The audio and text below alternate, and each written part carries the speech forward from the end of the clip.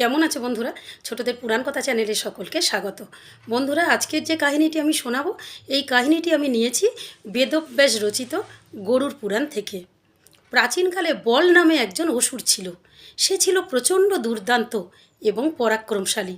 সে বারবার দেবতাদের সঙ্গে যুদ্ধ করত এবং দেবতাদের হারিয়ে দিত। একবার তো সে দেবতাদের হারিয়ে দিয়ে স্বর্গের সিংহাসনে বসে নিজেকে রাজা বলে ঘোষণা করলো। কিন্তু সে জাতে দৈত্য হলে কি হবে? ধর্মে ছিল সে প্রচণ্ড জ্ঞানী এবং সে ছিল দানশীল। কেউ যদি তার কাছে কিছু চাইতো, সে কোনোদিন তাকে ফেরাতো না। তার এই দানশীলতার কথা দেবতারা জানতেন। দেবতারা পড়লেন মহাচিন্তায়। বলাসুরের হাত থেকে কি করে তারা স্বর্গরাজ্য ফিরে পাবেন। দেবতারা বসলেন আলোচনায়। বিভিন্ন আলোচনা তর্ক বিতর্কের পর তারা সিদ্ধান্ত নিলেন যে বলাসুরকে শক্তি দ্বারা প্রতিহত করা যাবে না, কৌশলে তাকে সিংহাসন থেকে নামাতে হবে। তাই দেবতারা সদল বলে চললেন স্বর্গে বলাসুরের কাছে। বলাসুর তো দেবতাদের আসতে দেখে তাদের সাদর অভ্যর্থনা জানালো। বলল, আমার কাছে কি কারণে আপনারা এসছেন বলুন, আমি আমার সাধ্য অনুযায়ী আপনাদের সাহায্য করব। দেবতারা তো একটু সাহস পেলেন। দেবতারা বললেন, আমরা যজ্ঞ করব স্থির করেছি।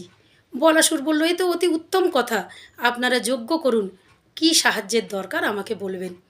দেবতারা বললেন, আমরা এই যজ্ঞের জন্য সমস্ত উপকরণই জোগাড় করতে পেরেছি, কিন্তু একটি উপকরণ আমরা পাইনি।